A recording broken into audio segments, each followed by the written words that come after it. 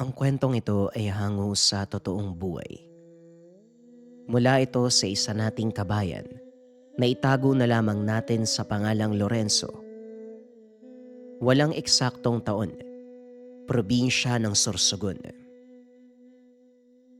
Nang mga panong ito ay nasa magulong estado ang bansa, may mga bayaning lumitaw, nakipaglaban sa mga mananakop at mapaniil na mga dayuhan.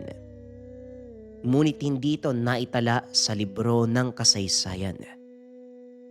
Magbuhat sa unang pagdaong ng mga Espanyol sa isla ng Panay hanggang sa dumating ang mga Amerikano, nagbuwis sila ng buhay, nag-alay ng lakas, mabigyan lang ng kalayaan ang ating bansa.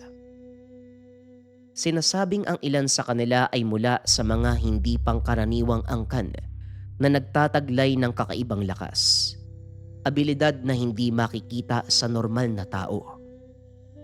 Kagaya ng paglaho sa dilim, kakayahan na hindi tabla ng bala, at kapangyarihang makapag-utos ng mga engkanto at iba pang nilalang.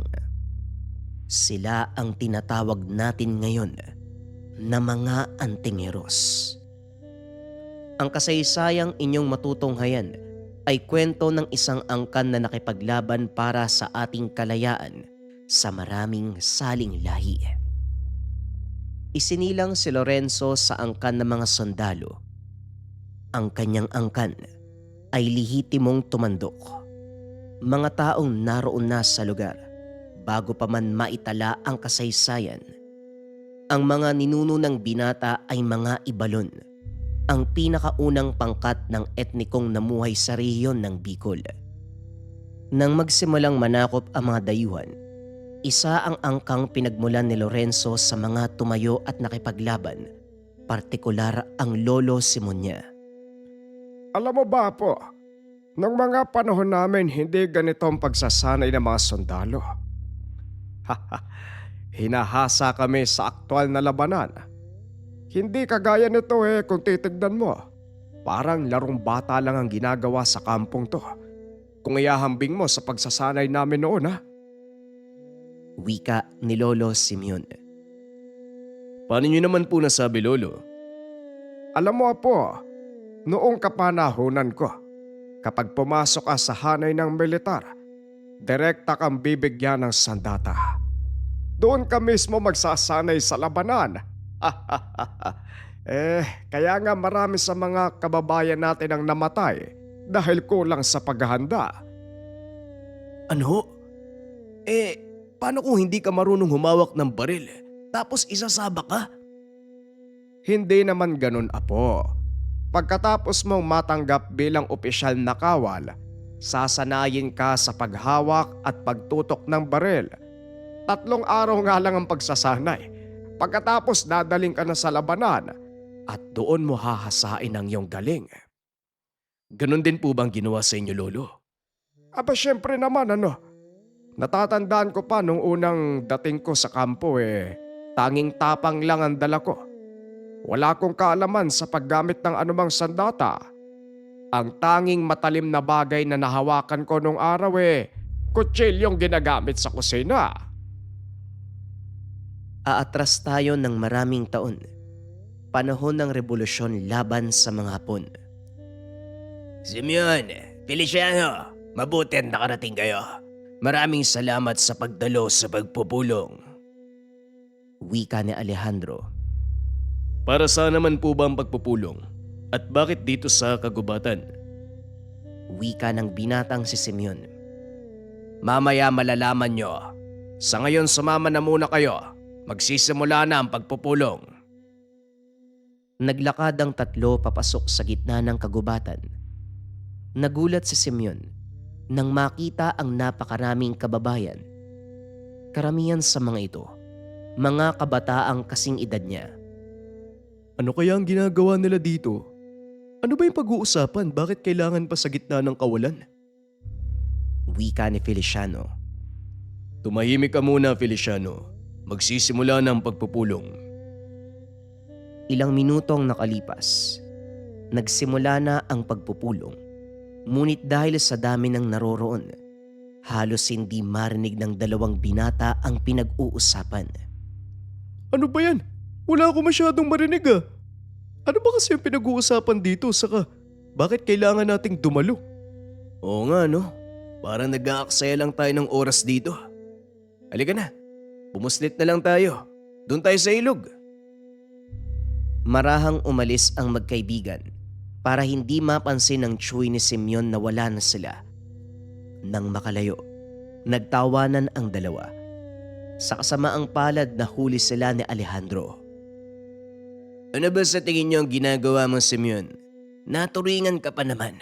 Anak na panganay ni Manong Marcelo tapos ito ka. Lumalayo ka sa tawag ng iyong tungkulin. Tawag ng tungkulin? Hindi ko nga alam kung anong pinag-uusapan sa pagpupulong na yun eh. Masasabi bang tawag yun ang tungkulin, Tiyo? Nagsasayang lang kami ng oras doon eh. Gusto mong malaman kung bakit kayo pinatawag?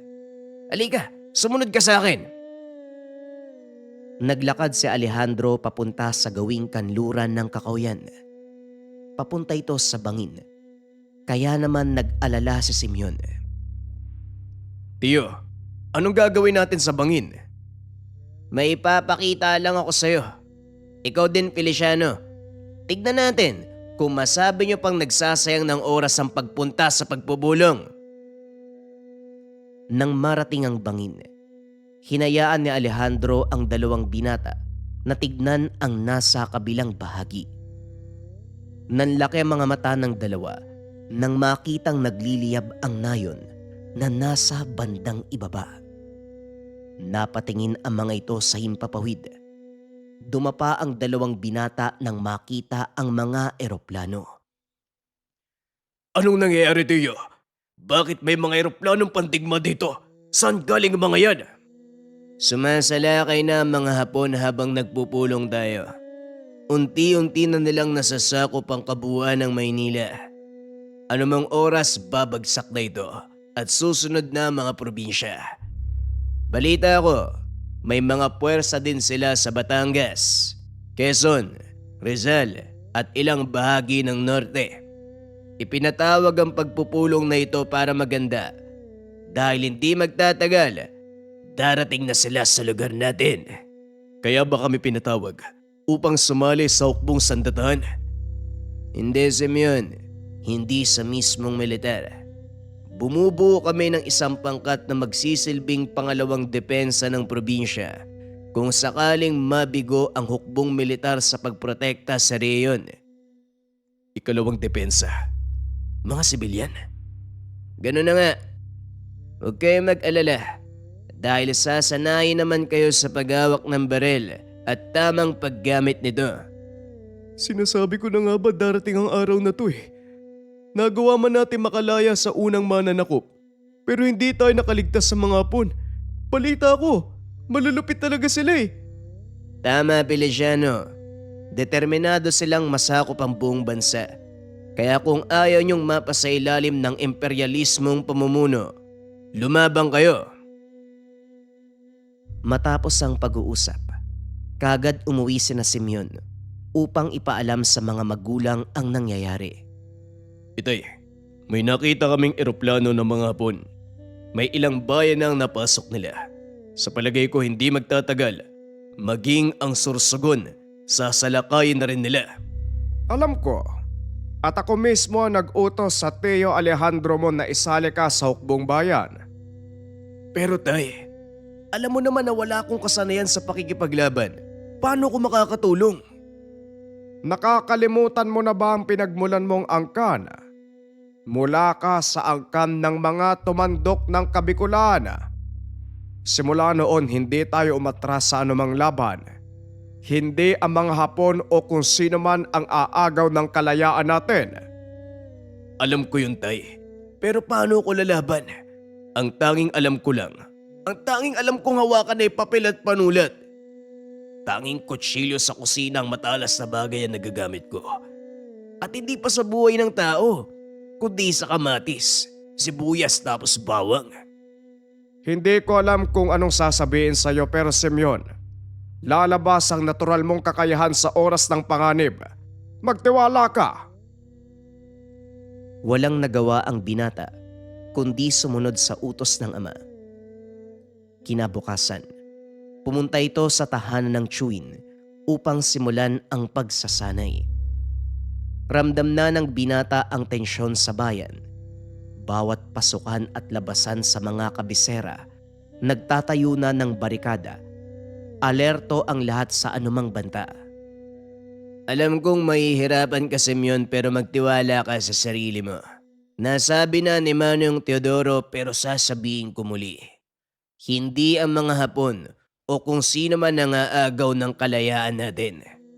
Kailangan ng bansa ang tulong ng ating hanggan. Wala na ako magagawa, Tiyo. Nandito na to eh. Paano magsisimula ang pagsasanay ko? Halika sa likod. Tuturuan kitang humawak ng baril. Kahit sa mano-manong sagupaan, tuturuan kita. Tandaan mo ang bawat leksyon na ituturo ko dahil wala na tayong oras. Nagpatuloy ang pagsasanay ng binata at maging siya. Nagulat sa naging resulta. Napakabilis niyang matuto, lalo na sa mano-manong pakikipaglaban. Nagagawa niyang makipagsabayan sa mga batikang mandirigma sa kanilang hanay. Nagulat ako sa ipinapakita ng pamangkin mo, Alejandro. Hindi ko akalaing wala siyang karanasan sa pakikipaglaban. Wika ni Procopio. Hindi lang yan ang makikita mo, Procopio. Ipinapangako ko sa iyo na mas magugustuhan mo ang binatang yan. Ilang araw pa ang lumipas. Dumating na nga ang kinakatakutan ng marami. Lingid sa kalaman ng mga tao na may mga puwersa ng Haponang nakapasok sa probinsya. Ito ay matapos nilang pabagsakin ang depensa ng Leyte. Napasa kamay ang probinsya ng Samar. Ang ilan sa mga sundalong lumaban sa bahaging iyon napadpad sa Bicol, partikular sa probinsya ng Sorsogon. At ito ang tinugis ng mga sundalong Hapon. Kabilang sa mga ito, ang sundalong nagngangalang Ruperto. Mula naman ito sa pangkat ng mga waray. Maswerte kayo at mga tauhan ko nakakita sa inyo. Kung mga sundalo, baka mapagkamalan pa kayong kalaban. Paano kayong nakarating mula sa Samar? Mula Katbalogan, 3 araw kaming naglakad hanggang sa makarating kami ng Pantalan. Mula doon sumakay kami sa barko ng mga Amerikano. Papunta naman sa baybayin ng Kamkaman. Sa kasamaang palad, namataan kami ng mga puwersa ng Hapon. Wala ni isa sa mga barko na kaligtas. May mga namatay din sa amin eh. Pero karamihan sa aking mga kasama nakaligtas. Narating namin ang Sorsogon. Wika ni Ruperto. Paniguradong nasundan kayo ng mga Hapon. Pero wala na tayong magagawa. Mga kasama, pagtibayin ng mga depensa. Ilikas sa mga kababaihan at kabataan papunta sa kabundukan.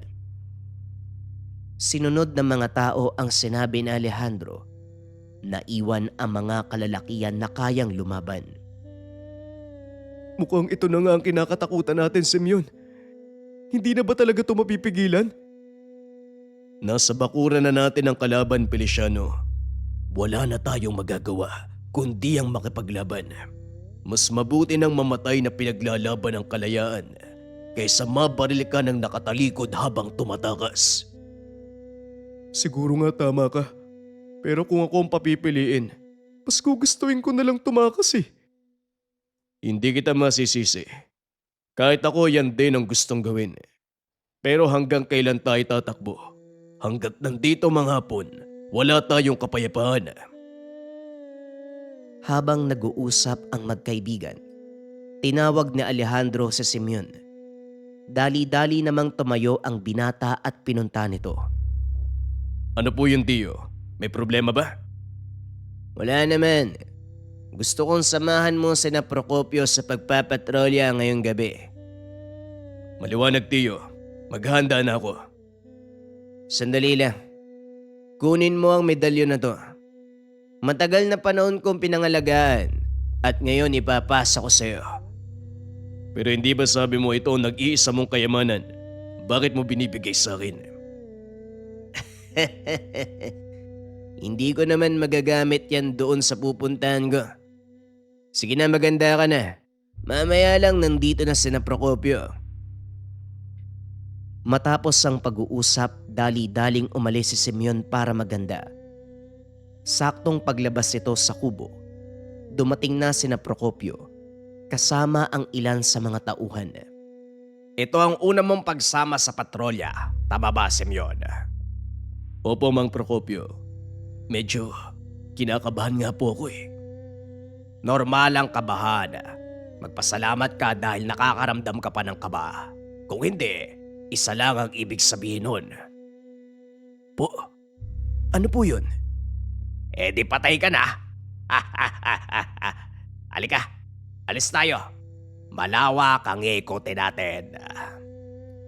Mula sa kanilang kuta sa kabundukan, kailangan nilang ikutin ang buong kagubatan hanggang sa pinagkakanlungan ng mga sibilyan sa kabilang ibayo. Habang nasa kalagitnaan ng pagpapatrolya, nananatiling alerto ang binata. Wala ni isa sa kanila ang nagsasalita. Napakatahimik ng kanilang mga hakbang. Iniiwasan ang maputik na daan dahil maaaring mag-iwan ng bakas para sa kalabang dayuhan. Ilang sandali pa, nakakita ng mahinang liwanag ang binata. Sinabi niya ito kay Procopio. Huminto ang pangkat, tahimik na nagmasid sa paligid. Palapit ng palapit ang liwanag at nang makalapit pa ito ng husto, napagtanto ni Procopio na ito ay mga sundalong Hapon. Walang duda. Sundalong Hapon ang mga ito. Manood ka, Simeon, kung paanong kumilos ang batikang gerilya. Kumilos ang ilan sa mga kasama ni Simeon. Marahang gumapang papunta sa kinaroroonan ng mga sundalong dayuhan gamit ang matatalas na itak na kung tawagin ay barong. Pinugutan nila ng ulo ang mga kalaban. Hindi na nagkaroon ng pagkakataon ang mga ito na gumandi. Kakaunti lang ang mga ito. Humiwalay siguro sa kanilang mga kasama. Halika na, bago pa tayo madaanan ng ibang kalaban. Halos 5 oras naglakad ang pangkat hanggang sa marating nila ang kuta ng mga sibilyan. Nagpa siyang magpahinga ang grupo, ngunit lingid sa kalaman ng mga ito na ang pagpapakita ng mga kalaban sa daan, isang patibong. Ilang oras ang nakalipas, habang nagpapahinga biglang nagkagulo, dali-daling bumangon si Simeon. Paglabas nito ng kubo, nakitang nakikipaglaban ang ilan sa mga kasama. Dali-daling bumalik sa loob si Simeon upang kunin ang kanyang baril. Ngunit sa kasamaang palad, nakita siya ng isa sa mga kalaban. Pinasok ito sa kanyang kubo. Akmang babarilin na sana siya ng kalaban nang bigla itong matigilan at kalaunan. Hindi na makagalaw. Hindi rin alam ng binata kung ano ang nangyari sa kalaban. Kinuha ni Simeon ang pagkakataon upang makatakas. Pero bago pa makaalis, biglang natumba ang sundalong Hapon.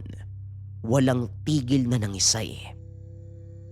Nanlaki mga mata ng binata nang makitang unti-unting lumalabas ang dugo sa mga mata nito. Dali-daling lumabas si Simeon sa kubo. Nakitang nagkakagulo ang lahat. Marami sa kanyang mga kabayan ang malubang na sugatan. Ang ilan sa mga kasamang sundalo ay patay na. Tanging si Procopio at ilan sa mga tauhan nito ang naiwang nakatayo, patuloy na nakikipaglaban. Bilisan mo na, Simeon. Itakas mo mga kabaryo natin. Pero paano kayo, Mang Procopio? Wag mo na kaming isipin. Susunod kami sa inyo. Dalhin mo sila sa tuktok ng kabundukan. May isa pang kuta doon. Hinihintay kayo ng tsuhin mo. Dali-daling umalis si Simeon kasama ang ilan sa mga kababayang nakaligtas. Sa kalagitnaan ng pagtakas, naabutan sila ng mga kalaban. Nang mga oras na yun, mag-isa na lang si Simeon. Pasensya na mga kasama. Kailangan niyong mauna. Tahakin niyo ang daan paakyat. Medyo matarik, pero ito lang ang tanging daan papunta sa kabilang kuta kung saan nag-aantay si Tio Alejandro. Matapos bigyan ng panuto ang mga kabayan, matapang na hinarap ng binata ang 6 na kalaban. Binunot ang itak at walang takot na sinugod ang mga dayuhang armado ng matataas na kalibre ng baril. Halos hindi maalala ng binata ang nangyari, pero nang bumalik ito sa wisyo, nakita ni Simeon na wala ng buhay ang 6 na sundalong Hapon. Dali-daling sinundan ng binata ang mga kababayan hanggang sa makarating ang mga ito sa tuktok ng kabundukan. Sinalubong sila ng pangkat ni Mang Alejandro kasama si Feliciano. Anong nangyari? Bakit konti lang kayo? Nasaan ang iba? Wala na sila, Feliciano. Naiwan si Mang Procopio sa paanan ng kabundukan. Hinarang nila ang puwersa ng mga Hapon na nagpupumilit makakyat dito. Tio Alejandro, kailangan nating maganda. Maaring sa mga sandaling ito, unti-unti nang nauubos ang puwersa ni Mang Procopio. Anumang oras, mahanap na nila ang kutang ito. Huwag kang mag-alala, Simeon. Hindi na nila makikita ang kuta. Balot ng malakas na sabulag ang buong lugar. Mahanap lang ito ng isang taong may taglay na kakayahan. Kagaya natin. Pero sa mga sundalong dayuhan, pangkaraniwang damo lang ang makikita nila. Anong mataas na kakayahan, Tio? Bakit hindi mo ipaliwanag ng buo? Ang ating angkan, may biyaya mula sa amang maylika. Kaya nating maglaho sa paningin ng mga kalaban o ang tinatawag na sabulag. Kaya din nating patigasin ang ating mga balat para hindi tabla ng bala o anumang sandata na gawa ng tao. At higit sa lahat, kakaiba ang taglay nating lakas. Hindi mo ba napapansin nung nagsasanay ka pa lang?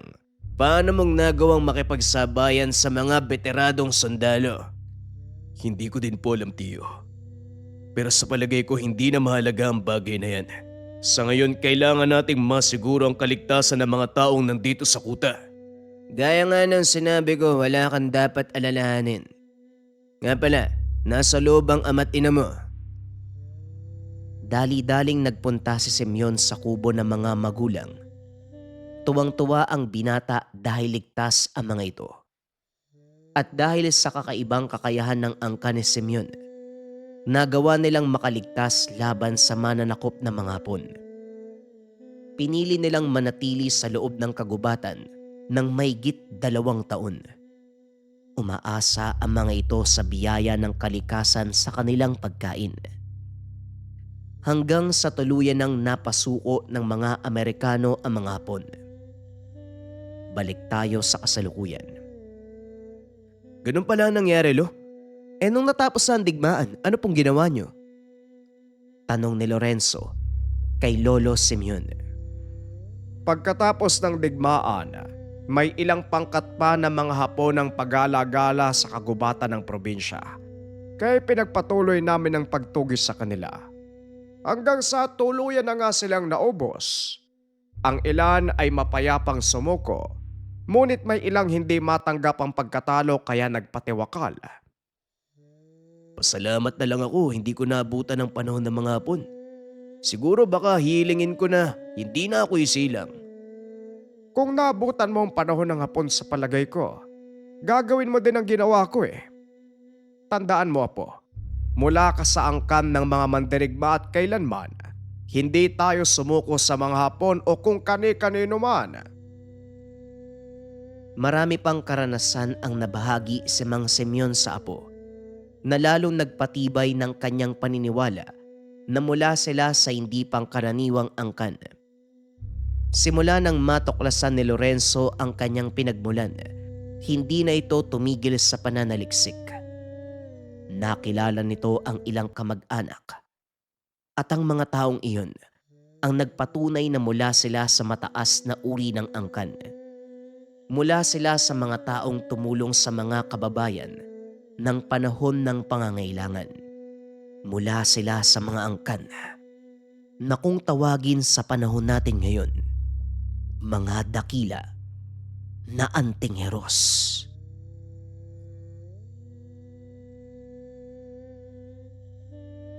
Isinabit ang ulo ng mambabarang sa harapan ng kanilang sityo upang magsilbing babala na huwag gawa ng masama ang kanilang lugar. Ito ang matutunghayan nyo sa susunod na kwento. Ang kwentong ito ay hango sa totoong buhay. Mula ito sa isa nating kabayan na itago na lamang natin sa pangalang Solomon. Walang eksaktong taon, probinsya ng Siquijor. Nagtatrabaho bilang seaman itong si Solomon. Ang sinasakyang barko, bumabiyahe sa iba't ibang panig ng mundo. Kaya naman buwan o kung minsan taon pa ang inaabot bago makauwi.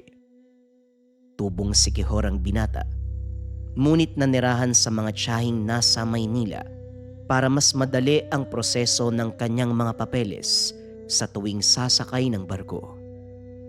Mula sa kilalang angkan ng mga manggagamot sa kanilang bayan ang binata, ngunit mas pinili nito ang pangarap. Hindi naman humadlang ang mga magulang dahil gusto nilang magkaroon ng maayos na buhay si Solomon. Mahigit 5 taon na ring pabalik-balik si Solomon sa trabaho. Minsan hindi pa ito nakakauwi sa mga magulang. Nakakausap lang ito sa pamamagitan ng sulat. Hanggang isang araw habang nasa trabaho, nagkaroon ng hindi inaasahang kaganapan. Naghahanda ang kanilang barko para umalis sa puerto habang inaangat ang angkla. Kumalas ang kadena nito.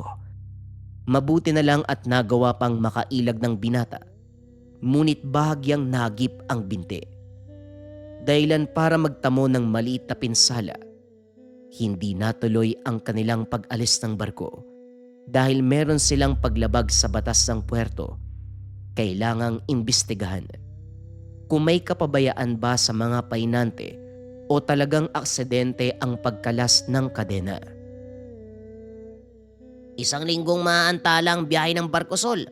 Kailangan pa daw kasing imbestigahan ng mga otoridad kung sinadya o aksidente ang nangyari. Wika ni Ronelo. Sa katunayan, wala namang dapat ipag-alala. Aksidente yung nangyari. Masyadong malakas yung agos. Hindi kinaya ng kadena ng angkla. Paano ka dyan ngayon? Uwi daw muna ako eh. Tama lang siguro yun. Ilang taon na akong hindi nakakauwi sa probinsya. Bala kong dalawin sina tatay at doon na din ako magpapagaling. Siguradong matatagalan bago gumaling yung binti mo. Sulit na sulit ang bakasyon. Di naman siguro, sandali lang to. Hindi naman nabali yung buto ko eh. Medyo nalamog lang yung laman. Pag-uusap ng magkaibigang Solomon at Ronelo. Mataas na ang ranggo ni Solomon dahil sa tagal sa barko. Madalas siyang nairerekomenda ng mga nakakasamang opisyal dahil sa kausayan sa larangan. Matapos ang ilang araw sa ospital, pinauwi na ng kumpanya si Solomon. Dumiretso ang binata sa kanilang probinsya. Sinalubong ito ng tiyuhin sa paliparan. Mabuti naman at nakauwi ka na. Kung hindi ka pa magkakadeferensya, hindi ka pa papauwiin ng kumpanya mo ha. Halika na doon sa sasakyan na hinarkila natin. Wika ni Tio Carding. Si Tio Carding naman nag-abala pa. Pwede naman tayong mamasahay na lang pauwi. Ay nako, sisihin mo ang tatay mo. Siya ang nag-utos na sunduin kita. Halika na. Hindi na maitago ang pagkasabik ng mga magulang mo sa'yo. O siya, tara na po. Baka abutin pa tayo ng dilim sa daan. Balita ko hanggang ngayon, wala pang mga ilaw sa kalsada natin ah. Totoo ang sinabi mo, Solomon. Hindi ko nga alam kung bakit wala pang ilaw sa lugar natin. Tignan mo tong mga karatig sityo. Halos lahat ng kalsada may mga ilaw na samantalang yung sa atin. Alitap-tap pa din ang nagpapailaw sa gabi. Wala pa rin kuryente sa baryo natin, Tio. Kinalulungkot ko pero tama ang sinabi mo. Wala pang elektrisidad sa ating baryo. Bakit naman po? Anong ginagawa ng mga opisyalis natin? Walang kinalaman ng mga opisyal ng baryo, Solomon. Natatakot ang mga kontraktor na pumasok sa ating baryo simula nang mapabalitang may nakitang mantiw. Anong klaseng rason yan, Manong Mantiw? Natatakot sila sa kwento na yun. Ang alam ko, ipinangtatakot lang yan sa mga bata noon para hindi sila lumabas ng gabi. Oo, kwento lang ang tungkol sa mga mantiw noon. Pero ng mga sandaling yun, marami ang nakakita sa higanteng nilalang. Halos 30 talampakan ng taas. Mahaba ang paa at kamay. Naglalakad ito sa gitna ng palayan kung saan nagtatayo ng poste ang mga trabador. Baka naman lasing lang po yung mga yun. Pinaglalaroan sila ng isipan nila. Hindi ko lang alam, Solomon. Pero isa ako sa mga taong nakakita sa nilalang. O siya, nandito na tayo. Buti na lang maliwanag pa. Halika na. Tutulungan na kita sa pagbubuhat ng mga bagahe mo. Sige po, Tiyo, salamat ha. Pupuntahan ko muna si tatay at nanay. Sigurado nag-aantay ang mga yun. Pag-uusap ng magtsuwin. Matapos ilagay ang mga gamit sa silid, agad namang tumuloy sa luma nilang bahayang binata dahil doon namamalagi ang ama at ina. Luma na ang bahay na ito. Ito ang kauna-unahang naipundar ng ama ni Solomon noong nagsisilbi pa bilang kapitan del baryo. Marahang kumatok ang binata sa pintuan. Pagsilip, nakaupo na ang dalawang matanda sa harapan ng mesa habang humihigop ng mainit na kape. Tay, Nay, magandang hapon po. Wika ng binata. Napalingon ng dalawang matanda nang makilala si Solomon ng ama. Solomon, ikaw na nga ba yan? Opo, Tay. Ako na nga po ito. Kumusta po kayo? Sino yan, Shelda? Dumating na ba ang anak natin? Wika ng mga magulang, si Mang Seldo at Aling Simang. Napatingin ng binata sa ina. Napagtanto, hindi na ito nakakakita. Dali-daling umakyat ng tahanan ng binata at niyakap ang ina. Ako po to, Nay. Nakauwi na po ako. Pasensya na po kung natagalan ha. Pasensya ka na, Solomon, pero hindi na nakakakita ang nanay mo. Hindi ko na lang sinabi sa sulat. Ayaw kong mag-aalala ka habang nagtatrabaho. Nauunawaan ko naman po tay pero wala na po bang pag-asang makakita si nanay? Kung meron lang matagal ko nang ginawa. Ilang eksperto na nagsabi, wala nang pag-asang makakita ang nanay mo dahil sa katandaan. Ayos lang, Solomon. Masaya ko't nagkaroon ng pagkakataong masilayan ng isla. At isa pa mabuting hayong ganito. Hindi ko na nakikita kung paanong sirain ng tao ang kalikasan. Habang nag-uusap ang mag-anak, biglang may kumatok. Si Solomon ang sumalubong sa hindi kilalang panauhin. Magandang hapon. Nandyan ba si Aling Simang? Teka, Solomon, ikaw na ba yan? Linda? Oo, ako nga to. Kumusta ka na?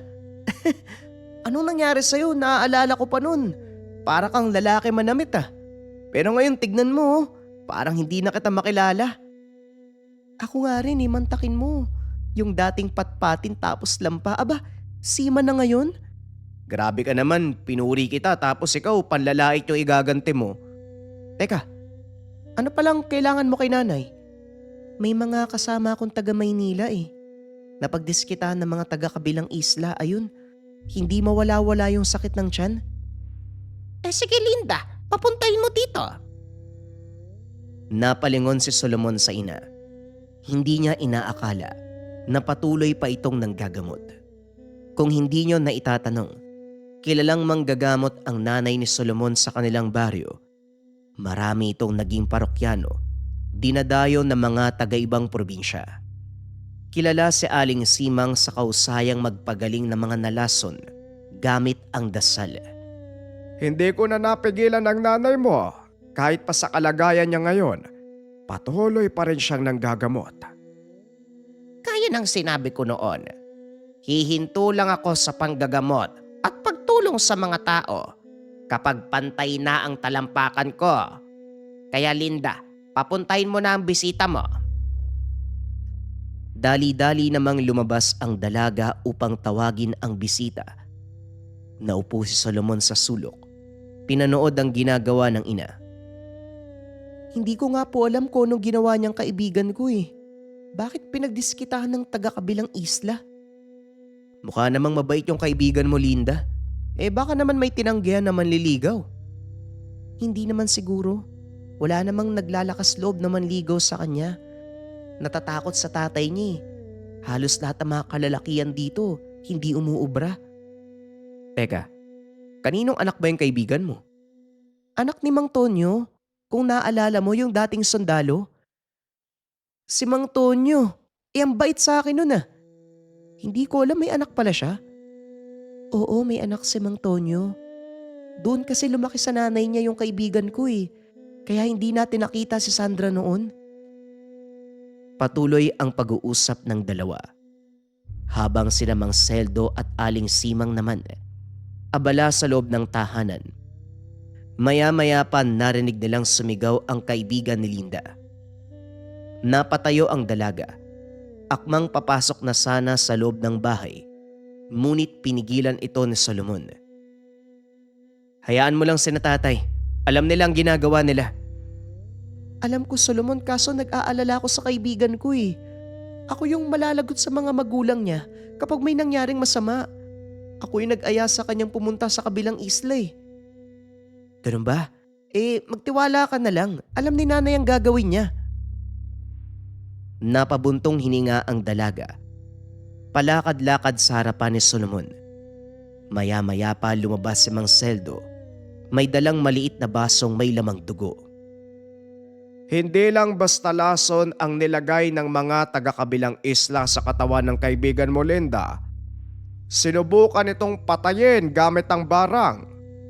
Kailangan malaman ng mga magulang ang nangyari. Pero Mang Seldo, hindi po pwedeng malaman ng mga magulang yun nangyari. Ako po yung malalagot sa kanila eh. Mamili ka.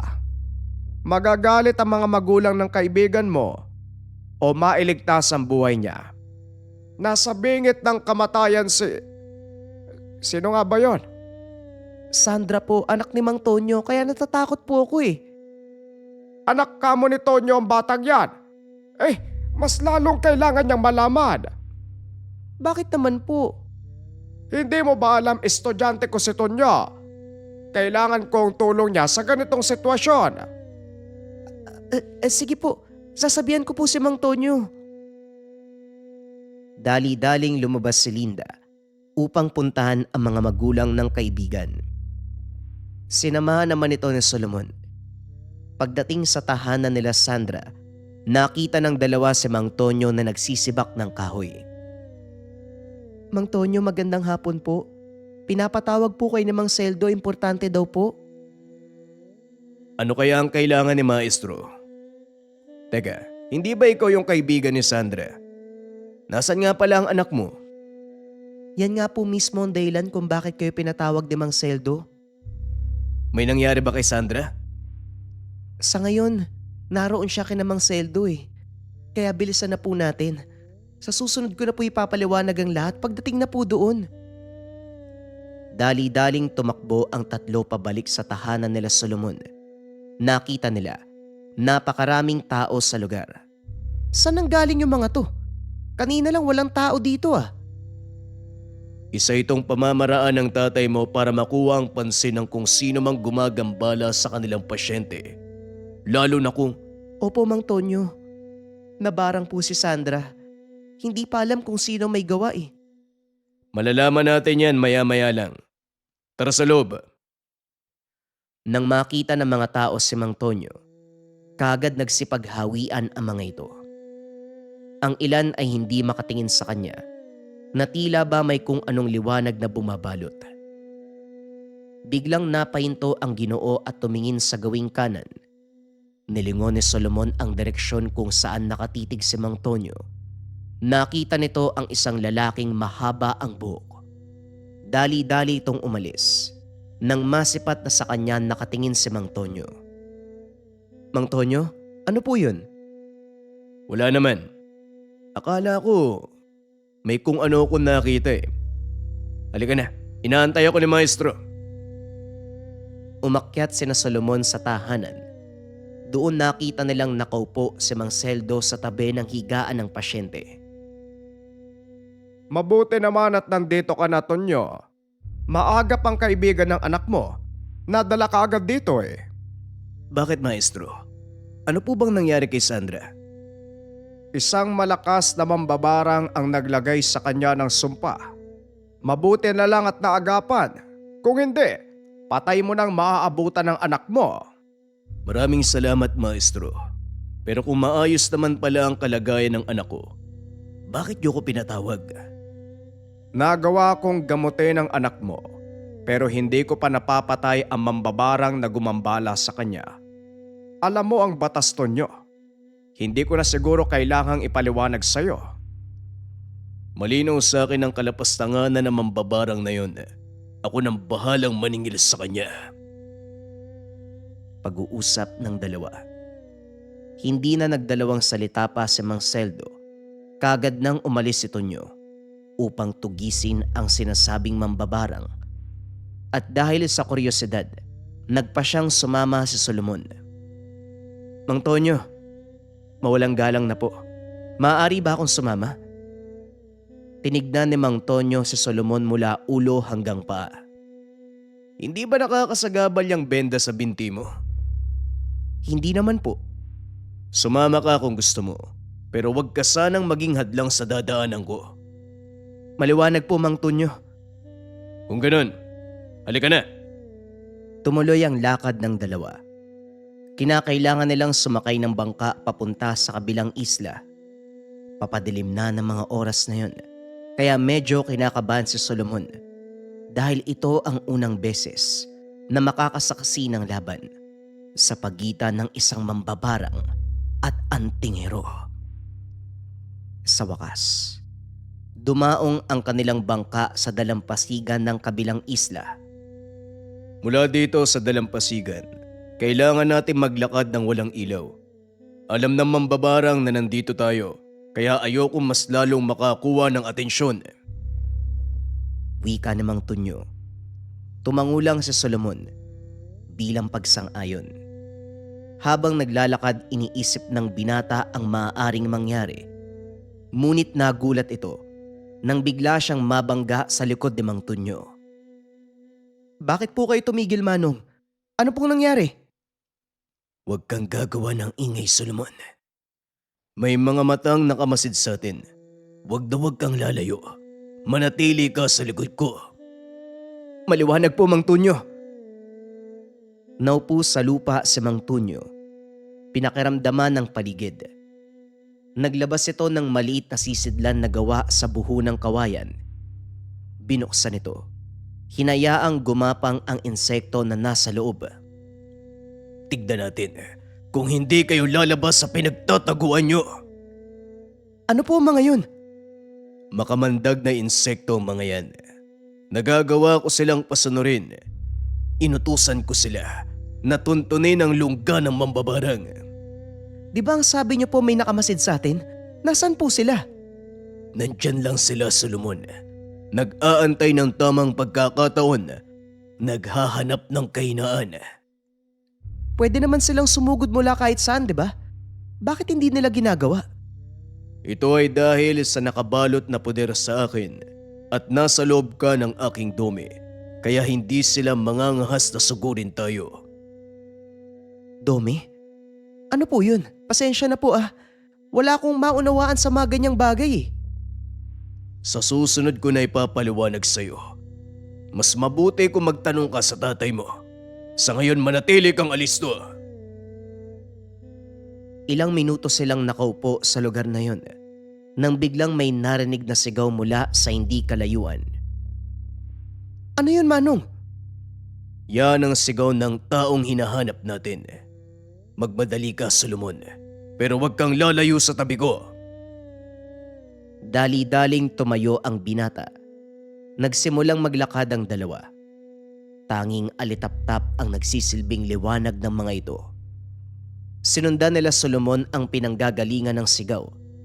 Natunto nila ang isang sirasirang kubo, hindi kalayuan sa dalampasigan. Nasa gitna ito ng bakawan. Akmang papasukin na sana ito ni Mang Tonyo nang biglang maglabasan ang mga nilalang sa paligid. Nanindig ang balahibo ni Solomon dahil yon ang kauna-unahang engkwentro niya sa ganung uri ng mga nilalang. Unti-unting lumapit ang mga ito at sa pagkakataong yun, dinukot ni Mang Tonyo ang posporo mula sa kanyang bulsa. Nagsende ng isang palito.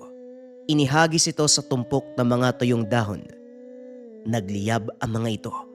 Saka pa lamang napagtanto ni Solomon na mga tao ang nakapaligid sa kanila. Yun ang kanyang akala. Mga tao pala. Akala ko kung ano na eh. Hindi sila mga pangkaraniwang tao, Solomon. Kaya wag na wag kang basta magtitiwala. Mga aswang sila, katuwang ng mambabarang na nasa loob ng kubo. Fredo, lumabas ka dyan. Wag mong antayin na ako pa ang pumasok sa kubo na yan. Tonyo, hindi ka pa rin nagbabago. Napakayabang mo pa din ah. Malakas ka, hindi ba? Bakit hindi mo subukan pumasok sa kubo? Yan ay kung kaya mong lampasan ang mga aswang na yan. Inikot ni Solomon ang tingin sa paligid. Nakita ang kabuuang bilang ng mga kalaban. Mahigit 10 sila, Mang Tonyo. Sigurado ka bang kaya natin sila? Hindi pa'y sinisilang ang aswang natatalo sa akin, Solomon. Maganda ka. Kapag sinabi kong takbo, tumakbo ka pabalik sa dalampasigan. Sumakay ka sa bangka. Hawakan mo to at wag na wag mong bibitawan. Teka, ano po to? Habak na gawa sa bala ang tawag sa gamit na yan. Ilalayo ka sa anumang tigalpo mula sa mga balak manakit sa'yo. Sige na, isuot mo yan. Muling hinarap ni Mang Tonyo ang mga kalaban. Nagsipagsugod ang mga ito. Biglang tinulak ng Ginoo si Solomon. Solomon! Takbo! Dali-daling tumakbo ang binata pabalik sa dalampasigan. Napalingon ito. Nakitang nakikipagsagupaan si Mang Tonyo laban sa 10 aswang gamit lamang ang kamao. Hindi makalapit sa kanya ang mga aswang dahil sa lakas ng suntok na binibigay nito. Nagkanda bali-bali ang buto ng mga kalaban. Marahang naglakad si Solomon papunta sa bangka. Tumayo ito sa bandang unahan upang mapanood ang nangyayari sa kubo. Ilang sandali ang nakalipas. Tuluyan ang naubos ang mga aswang. Dumampot ng nagniningas na kahoy si Mang Tonyo. Inihagis ito sa bubong ng kubo. Maya-maya pa tuluyang natupok ang kubo. At mula sa loob nito natanaw ni Solomon ang imahe ng isang taong may mahabang buhok. Hindi na gaanong narinig ng binata ang pinag-uusapan ng dalawa dahil sa hampas ng alon. Ngunit kitang-kita ng binata kung paanong suungin ng antingero ang nagniningas na apoy. Hindi malinaw kay Solomon ang nangyayari dahil tila sumasabay sa andap ng apoy ang kilos ng 2 katao sa loob.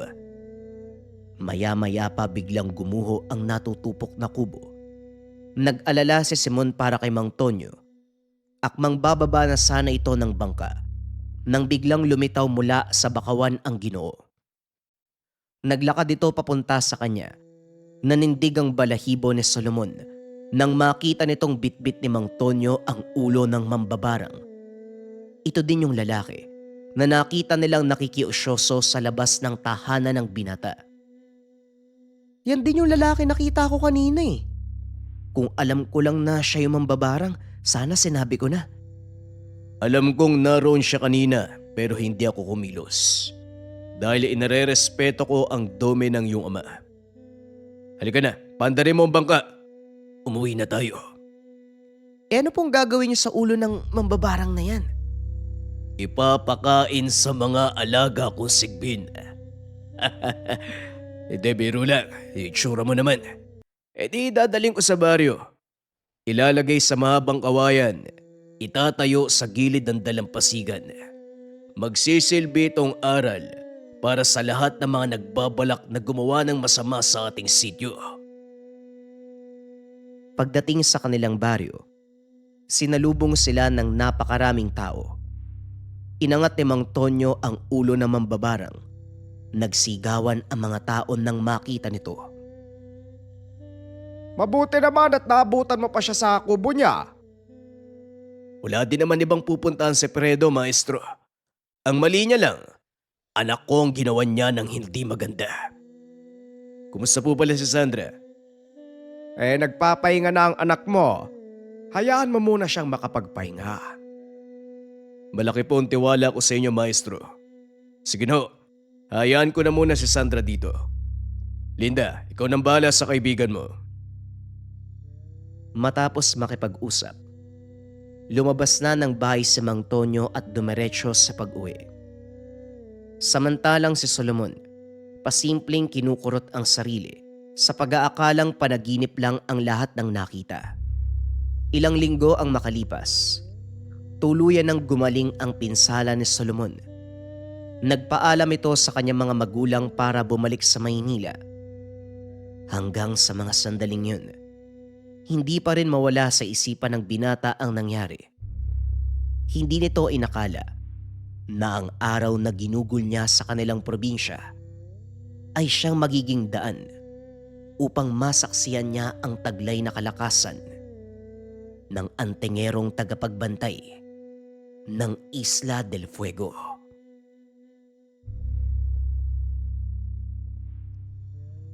Anting-anting na humihigop ng lakas ng mahal sa buhay kapag ginamit. Ito ang matutunghayan sa susunod na istorya. Ang kwentong ito ay hango sa totoong buhay. Mula ito sa isa nating kabayan na itago na lamang natin sa pangalang Arnel. Taong 1968, Samar. Mahina ang patak ng ulan sa bubong ng lumang tanggapan ng barangay. Habang papalubog ang araw sa likod ng makakapal na punong kahoy sa kapaligiran.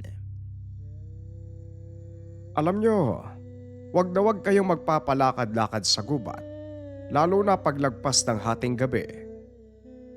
Wika ni Mang Angelo habang humihigop ng mainit na kape. Tahimik siyang tumingin sa madilim na gubat sa malayo. Bakit o Mang Angelo? May multo po ba? Tanong ng isang binata na nagngangalang Jomar matapos itong kumuha ng ilang papeles. Hindi multo, mas masahol pa. Sus, Mang Angelo talaga oh. Mga kwento niyo naman yan eh. Matagal nang wala ang mga bagay na yan. Lalo na dito sa bayan natin.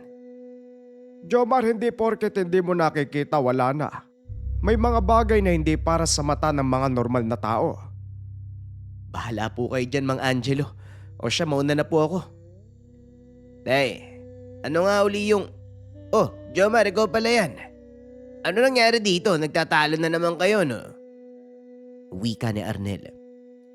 Si Mang Angelo kasi. Yan na naman sa mga kwentong matanda niya. Puro pananakot. Nakakalimutan mo ata, iho, na talagang matanda na ako. At ako ang pinakamatanda dito. Marami na akong naranasan. Kaya hindi katang-isip ang mga sinasabi ko. Ayoko na makipagtalo. Arnel, ikaw nang bahala dito ah. Mauna na ako. Wika ni Jomar bago tuluyang umalis. Yang Jomar na yan talaga. Kahit kailan kontrabida. Minsan hindi na siya marunong gumalang sa nakakatanda sa kanya. Hayaan nyo na siya, tay. Ganun talaga ang mga bata. Huwag mo nang isipin yun. Ang importante, ayos lang tayo. Nga pala, tay, nakalimutan ko. Gaano karaming paggatong ang kailangan natin? Hirap makahanap ng magandang kahoy kasi halos nabasa lahat ng ulan. Ibig sabihin wala kang dala ngayon na kahit anong panggatong. Kahit anong kahoy. Pasensya na po, tay. Pero babalik naman po ko kaagad, kaso lang. Huwag ka nang bumalik, anong oras na? Palubog na ang araw. Alam mo namang delikado sa kakao yan, lalo na pag gabi na. Tatay naman, wala tayong panggatong mamaya. Paano magluluto si nanay? Sige ka, ikaw na naman yung bubungangaan nun. Ay nako, mas kaya kong tiisin ang ingay ng nanay mo kaysa naman mapahamak ka sa labas. Pero mukhang mahirap nga yan. Hayaan niyo na akong bumalik sa gubat, tay. Mabilis lang naman ako eh. At sa tagal ko rito, ni minsan hindi naman ako nakaengkwentro ng mga nilalang na sinasabi niyo. Doon naman ako palaging nadaan, oh. Wala naman pong nangyayari. Ay nako, katulad ka na ni Jomar, umayos ka. Hindi ako nagbibiro. Kung ayaw mo maniwala ayos lang. Huwag mo lang suwayin ang utos ko na huwag kang papasok sa gubat ng gabi. Sige na nga tay, baka mapaano ka pa sa sobrang inis mo eh. Uwi na lang po tayo. Baka sapat pa naman yung kahoy sa bahay para gamitin natin mamayang gabi. Habang naglalakad ang mag-ama pauwi, napansin ni Arnel na tila nahihirapan ang ama. Ayos ka lang ba tay? Parang kanina pa kasi kayo nahihirapang humingi. Gusto niyo bang tumigil muna tayo? Hindi tayo pwedeng tumigil anak. At ayos lang ako. O tignan mo tay, hindi ka ayos eh. Tumigil muna tayo, baka mapano ka at... Ano ka bang bata ka? Nasa mid lang ng kaunti eh. Kung ano-ano kagad ang iniisip mo. Bilisan na natin. Tay, alam kong matanda ka na po. Pero sana, wag niyo pa rin pababayaan ang sarili niyo. Baka masyado na kayo napapagod. Huwag kang mag-alala anak, malakas pa ako. Pero tandaan mo, kahit gaano pa kalakas ang tao, walang halaga yon kung wala din siyang pinoprotektahan. Doon mo malalaman kung gaano ka talaga katapang at kalakas kapag meron kang pinaglalaban. Tumangulang si Arnel, pero sa isipan niya, Ikaw nga akong pinoprotektahan ko, tay. kinabukasan, muling nagtungo si Arnel sa bukid. Habang naglalakad, nakapansin siya ng isang lalaki. Hindi pamilyar ang mukha nito. Parang hindi normal ang kanyang kasuotan. Masyadong matingkad ang kulay ng mga damit.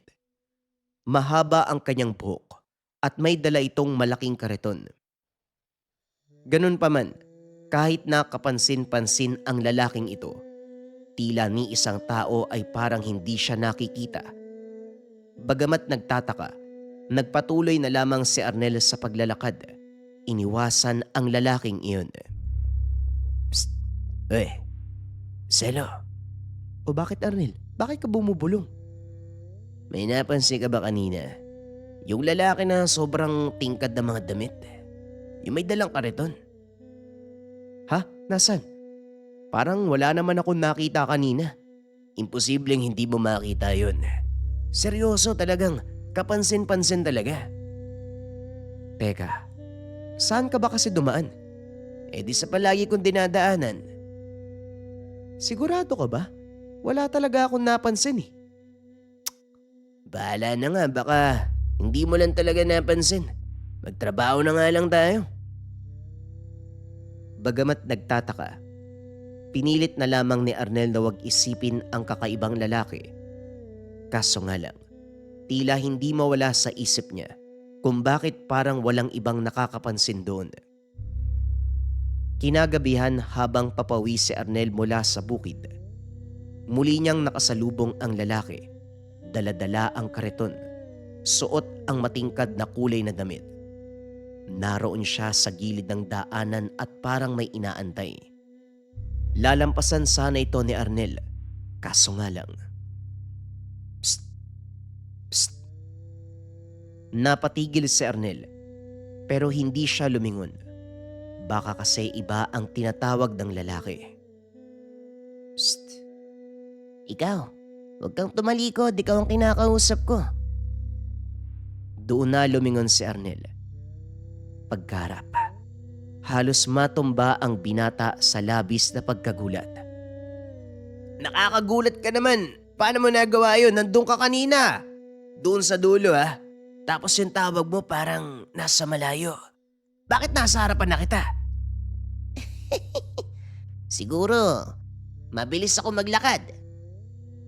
Ano po bang kailangan nyo? Bakit nyo ako tinawag? Alokin sana kita eh. Baka interesado ka sa mga dala ko. Tindero lang pala. Kaya siguro ganyan manamit para mapansin ka agad. Wika ni Arnel sa sarili. Pasensya na ho kayo. Wala akong pera sa ngayon eh. Sa susunod na lang po siguro. Hindi ko naman sinasabing nagbebenta ako, iyo. Ang sabi ko, baka interesado ka sa mga dala ko. At bakit naman ho?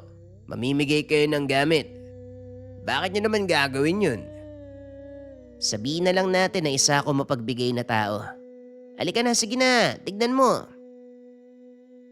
Bagamat may pag-aalinlangan, hindi alam ni Arnel kung bakit niya sinundan ng lalaki. Alam niya, hindi dapat sinusundan ang kahina-hinalang mga tao lalo na't hindi mo kakilala. Kaso nga lang, sa hindi malamang dahilan, tila may kakaibang puwersa ang nagtutulak sa kanya upang gawin ito. Sa kariton ng lalaki, punong-puno ng iba't ibang gamit. May mga bote ng langis, kakaibang likido na may iba't ibang kulay. May mga lubid, maninipis na tali at kung ano-ano pang bato. Mga porselas, kwintas at iba pa. Teka, hindi ko pa pala napapakilala ang sarili ko. Ako nga po pala si Arnel. Kayo po, anong pangalan nyo? Hindi na mahalaga ako nung pangalan ko. Sige na, mamili ka na. Kahit alin dyan. Huwag kang mag-alala. Pinapangako ko sa'yo. Libre kahit anong kukunin mo. Teka nga ho, ang gaganda na mga gamit nyo. Bakit ba gusto nyo ipamigay? Ang dami mo namang tanong, iho. Pero katulad ng sinabi ko, mapagbigay lang ako. O sige, kung yan ang gusto mo. Habang nagmamasid, isang bagay ang nakakuha ng atensyon ni Arnel. Inangat niya ito at pinakita sa lalaki. Eto ho, kung mamarapatin nyo, ito ang gusto kong hingiin. Napangiti ang lalaki. Hindi mawari ni Arnel kung kikilabutan ba siya o sadyang kakaiba lang ang taong ito. Maganda yan, iho. Isa yang anting-anting na magbibigay sa'yo ng pisikal na lakas.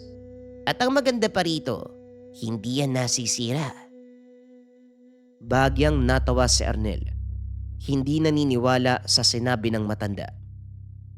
Gayunpaman, maganda ang itsura nito, kaya tinanggap niya pa rin ang regalo. Ikaw ang kanyang napili. Maraming salamat po sa bigay nyo, Mang... Teka, ha? Nasaan na yun? Nilingon ni Arnel ang lugar. Tila isang kisap mata. Naglaho ang lalaki at kariton. Grabe naman, parang lulubog lilitaw ang lalaking yun ah. Napatitig siya sa kwintas. Anting-anting. Hindi naman totoo yun. Pero maganda ah. Mukhang bagay sa akin. Wika ni Arnel. Tuluyan siyang umuwi sa tahanan. Kinabukasan sa bukid, tila maraming namangha kay Arnel. Arnel, ayos ka lang ba? Halos palubog na ang araw pero tuloy ka pa rin sa pagtatrabaho ha. Nagbubuhat ka pa. Ilang sako na ba ang nabuhat mo? Wika ng magsasakang si Selo. Ano nga? Hindi ka pa nagpapahinga kahit umupo ka lang saglit o kumain. Parang punong-puno ka pa rin ng enerhiya. Tumango ang mga magsasaka. Sumang-ayon sa sinabi ng mga katrabaho. Oo nga no. Palubog na pala ang araw, akala ko. Nagsisimula pa lang tayo. Ang yabang ah. Pero seryoso ah. Kailangan mong magpahinga o kahit kumain man lang. O siya, sige na, mauna na muna kami ha. Mukhang gusto mo pang magtrabaho eh. Isa-isang nagpaalam ang kapwa magsasaka ni Arnel. Ngunit siya ay naiwan sa sakahan. Tila nagtataka kung bakit hindi siya napapagod. Pagtingin niya sa dibdib, napansin niyang may mahinang liwanag na lumalabas sa anting-anting. Baka totoo nga yung sinabi ng lalaki. Lumipas ang ilang araw. May mga kakaibang pag-atake sa mga alagang hayop sa baryo. Ang sabi ng ilan, may nilalang daw mula sa gubat ang may gawa nito. Kaso nga lang, hindi tumigil sa alagang hayop ang nilalang. Inatake rin ang isang pamilya sa kabilang bahagi ng baryo. Habang nasa sakahan, naging usap-usapan nila ang patungkol sa mga pag-atake. Oo nga, grabe, nakakatakot. Nakita mo ba yung nangyari sa pamilya? Oo, nakakabanindig balahibo talaga pero... Sandali lang, narinig mo yun? Ha? Narinig ang alin? Mula sa madilim na kagubatan, biglang lumabas ang isang nilalang. Malusog ang pangangatawan. Ang balahibo ay tila naligo sa kakaibang itim na likido. Bagamat mataba ang katawan, ang kanyang mga binti at braso ay labis na payat. Mahaba ang mga kuko at matalas ang ngipin. Umalingaw-ngaw ang sigaw nito at mabilis na sumugod sa kanila. Napasigaw na lamang si Selo at iba pang magsasaka. Tila hindi alam kung ano ang gagawin. Si Arnel, kagad dinampot ang itak at sinugod ang nilalang. Wala pang isang minuto na matay na ang aswang. Buong lakas ni Arnel, hinampas at pinagtataga. Ngunit kahit anong patak ng pawis ay walang lumabas sa binata.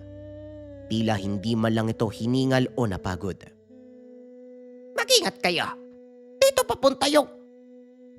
Natigilan sa pagsasalita si Mang Donato nang makita na wala na ang aswang. Sino? Sino ang may gawa nito? Hindi pa makapagsalita ang mga magsasaka sa labis na gulat. Itinuro na lamang si Arnel. Nilapitan niya ang binata at nanlaki ang mga mata. Iha, ipakita mo sa akin yung suot mo. Eto, saan mo nakuha ang anting-anting na yan? May nagbigay lang po sa akin eh. Hindi nga po nagpakilala. Sa tinagal-tagal kong manggagamot. Ngayon ko lamang nakita yan, sigurado ko. Yan ang nagbibigay sa'yo ng kakaibang pisikal na lakas. Napansin nga namin parang hindi ka napapagod eh. Tumango ang mga magsasaka. Bale, totoo? Totoo yung sinabi sa akin? Itapon mo na yan, iho. O hindi kaya, ibigay mo sa akin. Eh teka, wag naman pong ganoon, Mang Donato. Kay Arnel po binigay yung anting-anting eh. Siya dapat ang gumamit niyan. Huwag kang maging hangal. Hindi mo alam kung paanong gumagana ang anting-anting. Hindi ko yan kukunin para sa kapangyarihan. Kukunin ko yan para sirain. O ikaw na lang mismo ang sumira. Eh sandali lang naman ho, bakit sisirain? Hindi ba mas kailangan natin to? Lalo na ngayon talamak ang mga pagpatay. Hindi natin sigurado kung isa lang ba yung aswang. O baka may kasama pa yan. Marami sila. Eh di kailangan natin ng kapangyarihan para tugisin silang lahat. Sinabi ko na huwag kayong maging hangal. Ang kapangyarihang nakukuha mo ngayon ay hindi galing sa agimat. Galing ang lakas mo sa isa sa mahal mo sa buhay. Hinihigop lamang ng anting-anting na yan ang kapangyarihan ng taong yon para ilipat sa'yo. Baka sa susunod, mamatay na kung sino man ang pinagkukuhanan mo ng lakas. Teka, ano pong ibig yung sabihin, Mang Donato? Huwag ka nang magsayang ng panahon. Puntahan mo ang pinakamamahal mong tao. Tignan mo ang kanyang kalagayan, bilisan mo! Si tatay! Dali-daling tumakbo ang binata. Naalala niya, may nararamdaman na ang ama. Paano pa kaya kung kukuhaan ito ng natitirang lakas? Pagdating sa bahay, kaagad bumungad sa kanya ang inang panay ang iyak. Nakaluhod sa sahig. Nay, ano pong nangyari? Si tatay nasaan po? Patuloy sa pag-iyak ang ina. Itinuro na lamang niya ang ama na nakahandusay sa lupa. Agad itong nilapitan ni Arnel. Pilit ginigising ang ama. Matapos ang ilang minuto, agad niyang binuhat si Mang Angelo upang dalhin sana sa pagamutan. Kaso nga lang pagkarating doon, tila inaatake na ng mga nilalang ang pagamutan. Anak ng...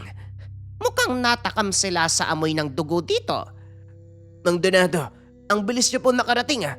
Abay dapat lang, pagamutan to at ako'y manggagamot.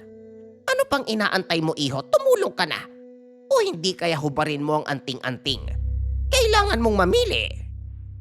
Pero kung patuloy kong gagamitin to, mamamatay ang tatay ko. Tay, Anak, kung ako ang kabayaran, hayaan mo na. hindi. Hindi kita ipagpapalit kahit kanino, Tay.